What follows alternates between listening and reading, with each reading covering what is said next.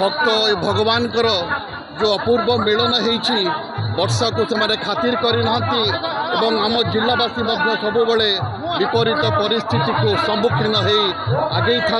आज मो महाप्रभु पाखे समस्त आशीष मागिबी जे महाप्रभु आपण ए घोष यात्रा अवसर में मो जिलावासी पाखे मो जिलावासी आपण आशीष ढाली दिंतु।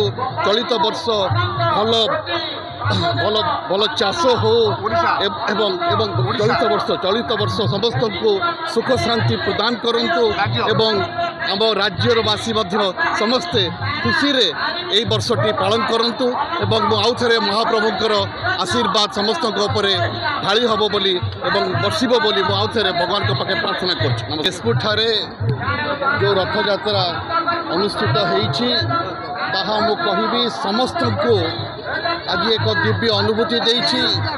मते मध्य से भली अनुभूति मिली आज।